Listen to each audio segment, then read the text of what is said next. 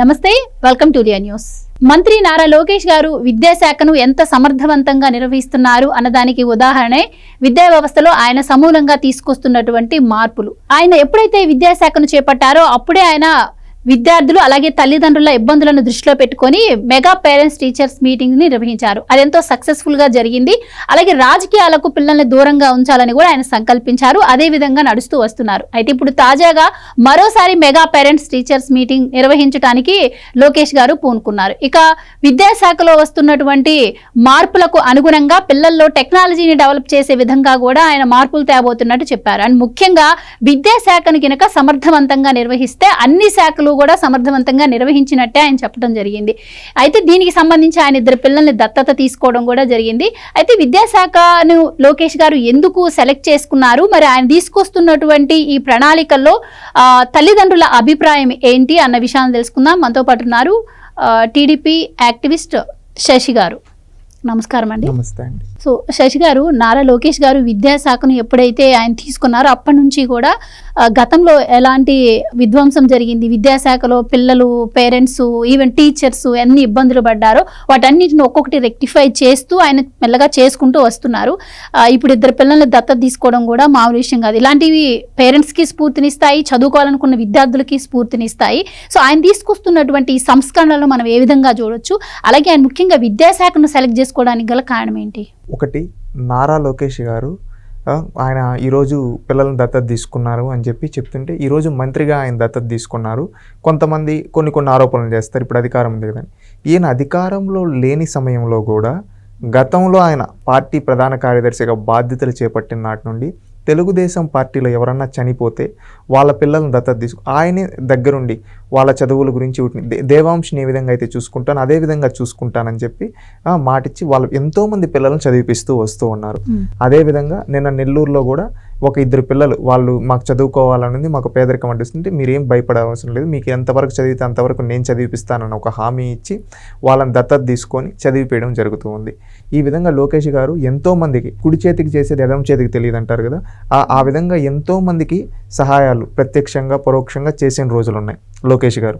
ఈరోజు కూడా అదేవిధంగా ఇద్దరు పిల్లలను దత్తత తీసుకుని తన అంటే ఒక హ్యూమనిజం అనేది, ఒక సాఫ్ట్ కార్నర్ అనేది ఉండాలి అని చెప్తుంటారు. ఆ విధంగా చూపించి ఈరోజు వాళ్ళని తీసుకోవడం జరిగింది. ఇది మిగతా నాయకులకు కూడా ఒక ఆదర్శంగా నిలవాల్సిన విషయం. ప్రతి ఒక్కరూ మనం ఇష్టపడే నాయకుడిని చూసి మనం ఏదో ఒకటి ఇన్స్పైర్ అయ్యి మనం కూడా ఆ విధంగా చేయాలి. ఈరోజు లోకేష్ గారిని కూడా ఎంతోమంది స్ఫూర్తిగా తీసుకుని ఉంటారు. అలాంటి వాళ్ళు కూడా ఏంటంటే ఇదే విధంగా మన చుట్టుపక్కల మన పరిసరాల్లో మన స్థాయిలో మనం ఏం చేయాలి ఆ విధంగా చేయగలిగితే ఒక మార్పు అనేది వస్తుంది. మనం ఇది లోకేష్ గారి నుంచి చూసి నేర్చుకోవాల్సిన విషయం. ఎందుకంటే ఆయన వాళ్ళ నాన్నగారి దగ్గర నుంచి వాళ్ళ తాతగారి నుంచి నేర్చుకున్నది ఈరోజు ఆయన ఇంప్లిమెంట్ చేస్తున్నాడు. ఎందుకంటే చంద్రబాబు నాయుడు గారు కూడా ఎంతోమందికి ఎన్నో సహాయాలు చేశాడు. కొంతమంది ఏంటంటే ఆయన ద్వారా సహాయం పొంది ఆయన్ని తిట్టిన వాళ్ళు కూడా ఉన్నారు. కానీ ఆయన నేను వీళ్ళకి చేశానే అని ఎదుగుచు అనుకో, నా బాధ్యతగా నేను చేశాను, వాళ్ళకి విశ్వాసం ఉందా లేదా అనేది కూడా మళ్ళీ నా బయటకు వచ్చే విధంగా నేను చేశాను, ఈ విధంగా అని కూడా చెప్పారు. ఆయన ఏంటంటే ఆయన గొప్పతనం, అది చంద్రబాబు నాయుడు గారి గొప్పతనం. నేను ఎంతోమందిని, నాకు చాలామంది పెద్దలు సీనియర్ జర్నలిస్టులు చంద్రబాబు నాయుడు గారితో మూవ్ అయిన వాళ్ళు చెప్పారు, చంద్రబాబు నాయుడు గారి యొక్క సహాయం పొంది ఆర్థికంగా పైకొచ్చి కష్ట సమయాల్లో వదిలేసి వెళ్ళిపోయిన వాళ్ళు, కానీ వాళ్ళని పల్లెత్తు మాట కూడా చంద్రబాబు నాయుడు గారు ఏ రోజు లేదు. అది ఆయన ఒక గొప్పతనం. అదే అలా గుణం ఏంటంటే లోకేష్ గారికి కూడా వచ్చింది. ఈరోజు లోకేష్ గారు కూడా అదేవిధంగా ఎంతోమందికి సహాయాలు మనం చూస్తుంటాం. సోషల్ మీడియాలో ఎవరన్నా నాకు ఈ సమస్య ఉందంటే చేస్తున్నాడు. తన వ్యక్తిగతంగా తన డబ్బుల నుంచి, అదేవిధంగా పార్టీ నుంచి ఈ విధంగా సహాయం చేస్తూ పెడుతున్నాడు. భారతదేశంలో ఏ రాజకీయ పార్టీకి లేని విధంగా కార్యకర్తలకు ఇన్సూరెన్స్ కల్పించాడు. గతంలో కాంగ్రెస్, బీజేపీ ఇలాంటి మనం పెద్ద పెద్ద పార్టీలు చెప్పుకుంటాం. ఆ పెద్ద పెద్ద పార్టీలు కూడా కార్యకర్తలకు ఇన్సూరెన్స్ అనే స్కీమ్ గురించి ఆలోచించాల. దేశంలో తొలిసారి కార్యకర్తలకు ఇన్సూరెన్స్ ఇవ్వాలి, వాళ్ళు మన కుటుంబంలో భాగమే, మన కుటుంబ సభ్యులకు మనం ఏ విధంగా అయితే ఇన్సూరెన్స్ చెప్పి అదేవిధంగా కార్యకర్తలకు కూడా ఇన్సూరెన్స్ పార్టీ తరపున మేము చేస్తామని చెప్పి చేయించారు. అది గతంలో 2 లక్షల నుండి ఈరోజు 5 లక్షలకు కూడా చేశారు. ఈ విధంగా ఒక హ్యూమన్ యాంగిల్ అనేది లోకేష్ గారిని మనం చూసి నేర్చుకోవచ్చు. ఈ విధంగా దత్తత తీసుకోవడం కావచ్చు, చదివిపోయడం కావచ్చు, అండగా నిలబడడం, ఒక నేనున్నానని ఒక భరోసా ఇవ్వడం అనేది ఒక గొప్ప నిర్ణయం. ఎవరన్నా యువ నాయకులు బాగా కార్యక్రమాల్లో పాల్గొంటూ మాట్లాడే వాళ్ళు కావచ్చు, అదేవిధంగా ప్రజలకు అందుబాటులో అలాంటి వాళ్ళని కూడా అప్రిషియేట్ చేస్తూ నేనున్నాను, నాతో టచ్లో ఉండండి, మీకు నేను అండగా ఉంటాను, కలిసి పని చేద్దాం అని ఈ విధంగా చెబుతూ ఒక భరోసాని ఇస్తున్నాడు. ఒక నాయకుడికి కావాల్సింది ఆ విధంగా భరోసాని ఇస్తున్నాడు. ఇవన్నీ భరోసా ఇస్తే ఈ విధంగా చేస్తున్నారు. ఈయన విద్యాశాఖ ఎందుకు తీసుకున్నాడు అంటే ఈరోజు మన సమాజంలో ఒక మార్పు తీసుకొని రావాలంటే ఆ మార్పు ఎక్కడి నుంచి, మన నుంచి మొదలవ్వాలి. ఏదైనా కావచ్చు. ఈరోజు నేను సమాజంలో అందరూ నిజాయితీగా ఉండాలి అని చెప్తాను. ముందు నేను నిజాయితీగా ఉండాలి. ఒక సమాజంలో ఒక మంచి నిర్ణయాలు తీసుకోవాలంటే ఫస్ట్ నేను మంచి నిర్ణయాలు తీసుకుంటూ 10 మందికి ఒక స్ఫూర్తిదాయకంగా నిలిచి 10 మందిని మార్చేదానికి నేను ప్రయత్నించాలి. ఇవన్నీ ఒక వ్యవస్థ ద్వారా మాత్రమే సాధ్యం, విద్యా వ్యవస్థ. ఎందుకంటే మన ఇంట్లో పెద్దలు కూడా చెప్తూ ఉంటారు, చిన్నప్పటి నుంచి మనం చూస్తుంటే చదువుకుంటే బాగుపడతావరా అని. చదువు అనేది ఏంటంటే విలువలు నేర్పియాలి. చదువులు అనేది ఏంటంటే ఏదో మార్కుల కోసం కాదు, ఏదో ఉద్యోగాల కోసం కాదు. చదువు అనేది సమాజంలో మనం ఎలా నడుచుకోవాలి, మన జీవితంలో ఎలా వెళ్ళాలి, మన ప్రయాణం ఎలా ఉండాలి, మనం ఎదుటి వాళ్ళతో ఎలా ఉండాలి, మన చుట్టుపక్కల ఉండే వాళ్ళతో ఎలా ఉండాలి, మనం ఏం చెయ్యాలి, మన లక్ష్యం ఏంటి ఒక నిర్దేశించుకొని దానికి తగ్గట్టుగా మనం ఎలా అడుగులు వేయాలి. ఆ విధంగా అడుగులు వేస్తూ మనం పైకి వచ్చి ఉన్నత స్థాయికి మనం ఏ విధంగా 10 మందికి చేయూతనివ్వాలి అని చెప్పేది విద్య. అది ఒకప్పుడు మనం పాత రోజుల్లో చూసుకుంటే ఎంతోమంది ప్రభుత్వ పాఠశాలల్లోనే చదువుకొని ఈరోజు ఇంగ్లీష్ మీడియం అని చాలామంది అంటూ ఉంటారు. కానీ ఈరోజు ఇంగ్లీష్ మీడియంకి ఎవరు వ్యతిరేకం కాదు. ఇంగ్లీష్ మీడియం ఉండాలి. ఇంగ్లీష్ అనేది గ్లోబల్ లాంగ్వేజ్, ఖచ్చితంగా ఎక్కడికైనా వెళ్ళాలంటే ఇంగ్లీష్ ఉండాలి. దానికి తగ్గట్టుగా గతంలోనే 2000 ఆ రోజుల్లోనే ఇంగ్లీష్ అనేది ఒక సబ్జెక్టుగా మ్యాండేటరీ చేసి ప్రతి ఒక్కరు చదువుకోవాలని చెప్పి స్కూల్స్లో ఇంగ్లీష్ మీడియాన్ని ఫస్ట్ టైం ఇంప్లిమెంట్ చేసింది చంద్రబాబు నాయుడు గారు. ఆ విధంగా తీసుకొని వస్తూ ఉన్నారు. ఈరోజు ప్రతి ఒక్కరూ చదువుకోవాలి. అదేంటంటే ఈరోజు మొన్న విఆర్ మున్సిపల్ హై స్కూల్కి వెళ్ళారు కదా, అక్కడ నారాయణ గారు ఒక ఇంప్లిమెంట్ అనేది చేశారు. లోకేష్ గారు గతంలో చెప్పడం జరిగింది, మీరు ఎక్కడైనా పాఠశాల చదువుకుంటే మీ పాఠశాలను మీరు మార్చాలనుకుంటే ముందుకు రండి, ప్రభుత్వం మీరు కలిసి పీపీపీ మోడల్లో అభివృద్ధి చేద్దాం. దానికి నారాయణ గారు ముందొచ్చి ఆయన చదువుకున్న పాఠశాలలో ఆయన ఈరోజు జీవితంలో సక్సెస్ అయ్యాడు. ఆయన చదువుకున్న పాఠశాలను ఒక మార్పు తీసుకుని సాక్షాత్తు తన కుమార్తెని అక్కడ పెట్టి మొత్తం చేపించి ఒక మోడల్ ఈరోజు దక్షిణ భారతదేశంలోనే ఎక్కడా లేని విధంగా ఒక హైటెక్ టెక్నాలజీతో ఉపయోగించి ఆ పాఠశాలను తీయడం, ప్లే గ్రౌండ్ కావచ్చు. అదేవిధంగా అక్కడ మనం చూస్తే అన్ని ప్రాక్టికల్ ఎడ్యుకేషన్ రిలేటెడ్గా ఉన్నాయి. ఎడ్యుకేషన్ అంటే ఏదో ఫిజిక్స్ కెమిస్ట్రీ ఇవి అంటే మార్కుల కోసం కాదు, అవి రియల్ ప్రాక్టికల్గా మనం చూడాలి. ఇప్పుడు ఎక్కడ చూసినా కానీ చాలా దగ్గర ఎలా ఉంటుంది, మార్కులు వచ్చాయా ఓకే గుడ్ రా, వాడికి ప్రాక్టికల్ నాలెడ్జ్ ఉండాలి. అలా కాదు, ప్రాక్టికల్ నాలెడ్జ్ ఉండాలి. ఆ విధంగా ఇంప్లిమెంట్ చేయడానికి అది ఒక ప్రోటోటైప్లో తీసుకొని ఏదైతే మున్సిపల్ స్కూల్ ఉందో దాన్ని డెవలప్ చేయడం జరిగింది. దాన్ని చూసి లోకేష్ గారు రాష్ట్రంలో ఉండే ప్రతి పాఠశాలని ఈ విధంగా మార్చడానికి మేము ప్రయోగిస్తాం. అంటే ఒక నాయకుడు ఈ విధంగా తీసుకున్నాడు. ఇక్కడ మీరు గమనిస్తే ఇవన్నీ విద్య గురించి వీటి గురించి మనం మాట్లాడుకున్నాం. ఇవన్నీ ప్రక్షాళన విద్య ఆయన చెప్పడం జరిగింది. ఇవన్నీ చెబుతూ ఏమన్నాడు, నేను విద్యా వ్యవస్థ ఎందుకు తీసుకున్నాను అంటే విద్యాశాఖ ఎందుకు తీసుకున్నానంటే ప్రతి శాఖలో మార్పులు రావాలంటే అది విద్యాశాఖ ద్వారా. ఎందుకంటే మనం సినిమాలో ఠాగూర్ సినిమా ఒకటి చూసాం. ఠాగూర్ సినిమా అందరూ చూసి ఉంటారు. దాంట్లో చిరంజీవి గారు ఒక సంస్థను నడిపిస్తాడు. ఒక ప్రభుత్వానికి లో ప్రతి భాగంలో వాళ్ళ స్టూడెంట్స్ ఉంటారు, నిజాయితీగా పనిచేస్తూ ఉంటారు. అది ఎక్కడ సాధ్యమైంది, ఒక ఉపాధ్యాయుడితో సాధ్యమైంది. అదే మనం కొన్ని వందల మంది ఉపాధ్యాయుల్ని మార్చగలిగి మంచి ఉపాధ్యాయులను తయారు చేయగలిగి, అందుకే ఈరోజు మనం చూసుకుంటే ఈ 2 తెలుగు రాష్ట్రాలు అత్యధిక డిఎస్సీలు ఇచ్చి ఉపాధ్యాయ పోస్టులు ఫిల్ చేసిన తెలుగుదేశం పార్టీ. ఈ రోజు కూడా 16,000 పోస్టులు ఇస్తున్నారు.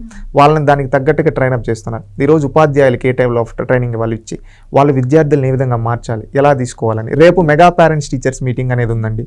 రేపు మెగా పేరెంట్స్ టీచర్స్ మీటింగ్లో కూడా ఒకటి ప్రభుత్వం వచ్చిన తర్వాత ఇది రెండోది మెగా పేరెంట్స్ టీచర్స్ మీటింగ్. ఎప్పుడు చేయని విధంగా భారతదేశంలోనే ఏ రాష్ట్రంలో జరగని విధంగా మెగా పేరెంట్స్ టీచర్స్ మీటింగ్ జరుగుతూ ఉంది. దీంట్లో లోకేష్ గారు ఒకటి చెప్పారు, మనకు మొదటి గురువు తల్లి. ఆ తల్లిని మనం గౌరవించాలి. ఆ సంస్కారం అనేది మనం పాఠశాల నుంచి నేర్పించగలిగితే ఖచ్చితంగా వాళ్ళ తల్లిని గౌరవించే వాళ్ళు ప్రతి ఒక్కరిని సమాజంలో గౌరవిస్తారు. ఇది మనం మొదలవాలి. ఆయన అనేక మీటింగుల్లో మనం చూస్తే మొన్న పురంధేశ్వరి గారు దగ్గర వాళ్ళ అబ్బాయి స్కూల్ స్టార్ట్ చేస్తే అక్కడ కూడా ఆమె దీవెనలు తీసుకోవడం మనం చూస్తుంటాం. భువనేశ్వరి గారు ఎక్కడేమన్నా ఎంత చదువుతూ ఉన్నా కానీ మళ్ళీ లాస్ట్లో బ్లెస్సింగ్స్ తీసుకొని ఈ విధంగా చేస్తూ ఉంటారు. అయితే విద్యాశాఖలో సమూల మార్పులు తీసుకొచ్చింది మేము, కొత్త కొత్త ప్రణాళికలు రూపొందించింది మేము.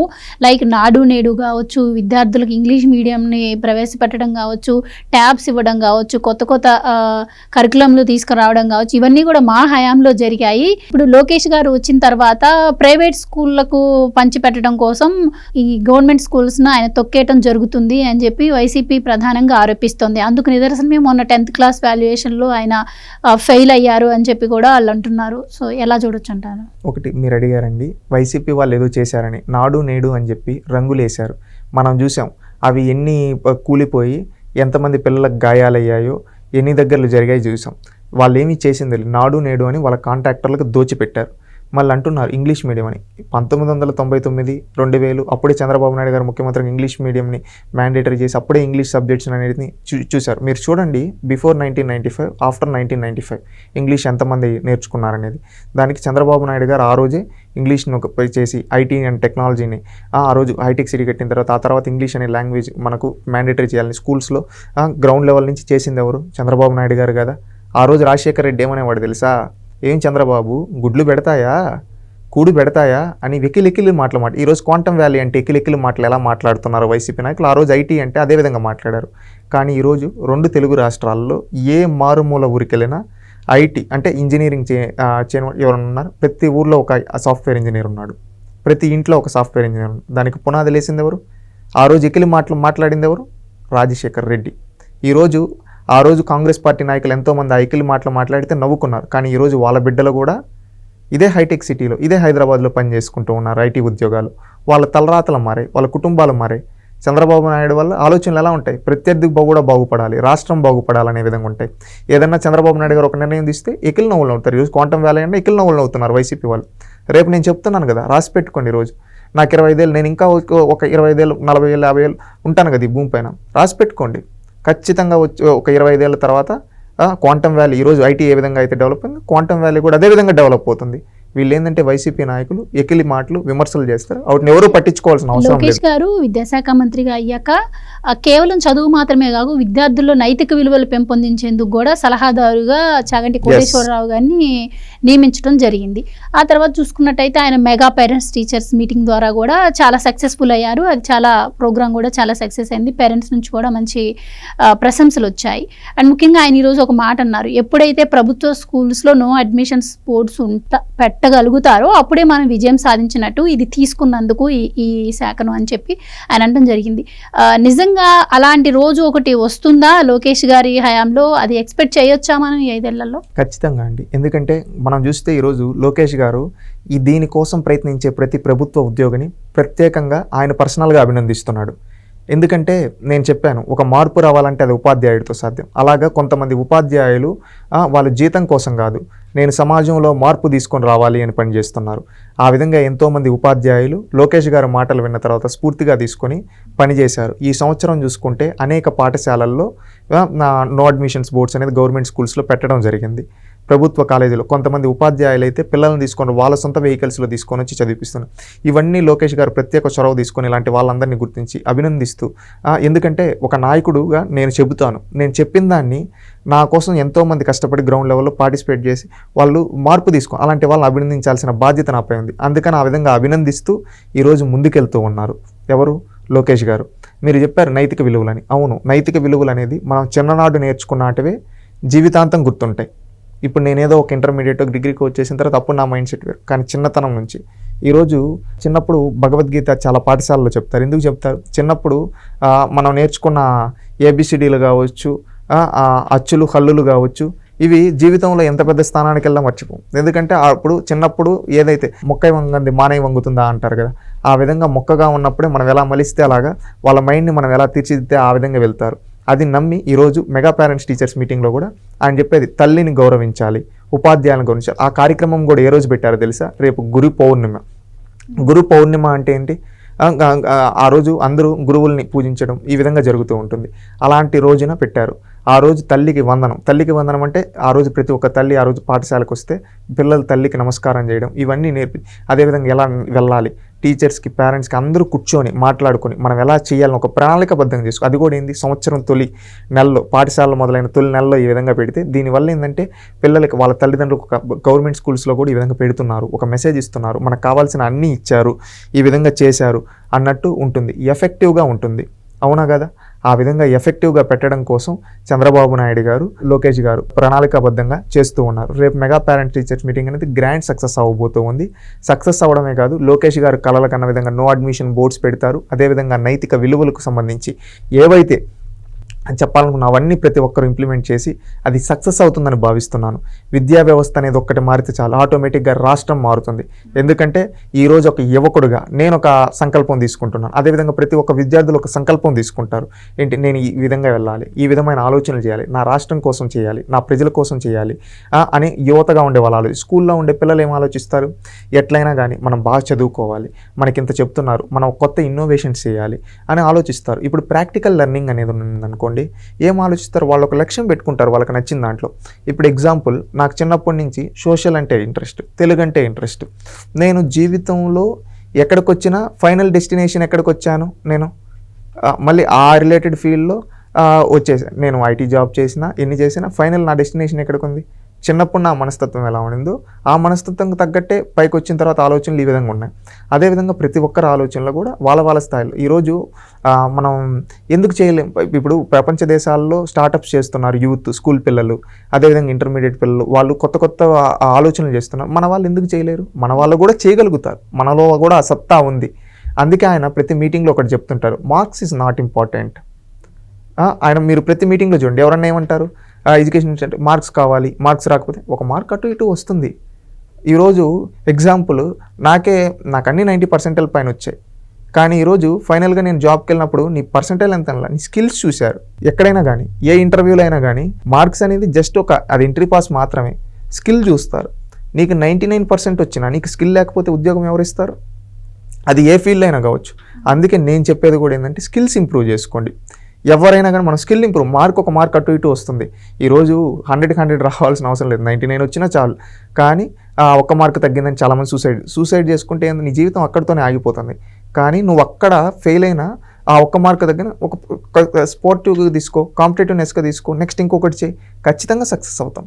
ఎవరైనా జీవితంలో సక్సెస్ అవ్వాలంటే మార్కులు ఒక్కటే కాదు, మార్కులు అనేది జస్ట్ డిజిట్స్ మాత్రమే. Knowledge is the heaven. ప్రతి ఒక్కరు నాలెడ్జ్ అనేది చూడండి, నాలెడ్జ్ గెయిన్ చేసుకోండి, మీకు ఇష్టమైన దాంట్లో మీరు రాణించండి. ఇప్పుడు నీకు సైన్స్ అంటే ఇంట్రెస్ట్, సైన్స్లో ప్రయోగాలు చేయడం నేర్చుకో. నువ్వు కొత్తగా ఏదైనా దానికి ఎంకరేజ్మెంట్ కోసం దానికి ప్రభుత్వం ఈ రోజు ఎంకరేజ్మెంట్ లోకేష్ గారు షైన్ స్టార్ అని చెప్పి వాళ్ళు మంచి మార్క్స్ వచ్చిన వాళ్ళకి చెక్కులు ఇవ్వడం, వాళ్ళు ప్రోత్సహిస్తూ కూడా ఆయన వస్తున్నారు. షైనింగ్ స్టార్స్ ప్రోగ్రామ్ కావచ్చు, మళ్ళీ వచ్చి కొంతమంది హ్యాండిక్యాప్డ్ ఎవరైతే ఉన్నారో వాళ్ళు ప్రత్యేకంగా వాళ్ళని తీసుకొని వచ్చి అప్రిషియేట్ చేయడం కావచ్చు, గవర్నమెంట్ స్కూల్స్లో మంచి పర్సంటేజ్ తెచ్చి స్పోర్ట్స్లో రాణించే వాళ్ళని అప్రిషియేట్ చేయడం కావచ్చు, అదేవిధంగా ఎవరైనా ప్రయోగాలు చేస్తే గవర్నమెంట్ స్కూల్స్లో వాళ్ళని ప్రత్యేకంగా అభినందించడం కావచ్చు. ఇవన్నీ లోకేష్ గారు చేస్తున్నారు. ఎన్ని అయితే మనం చేయగలమో అన్నీ చేస్తూ ఎవరైతే ఉపాధ్యాయులు మంచిగా వాళ్ళ పాఠశాలల కోసం వాళ్ళ కొత్త ఆలోచనతో ముందు అలాంటి వాళ్ళని పిలిచి షైనింగ్ టీచర్స్ అని చెప్పి వాళ్ళని పర్సనల్గా పిలిచి అప్రిషియేట్ చేయడం, వాళ్ళ పిల్లలు చదువుకుని కూడా కొంతమంది గవర్నమెంట్ టీచర్స్ ఏం చేస్తున్నారు, వాళ్ళ పిల్లలను కూడా గవర్నమెంట్ స్కూల్లో జాయిన్ చేపిస్తున్నారు, ఎందుకంటే ఇక్కడ స్టాండర్డ్స్ పెరిగాయని. ఈ విధంగా చేస్తూ ఉన్నారు.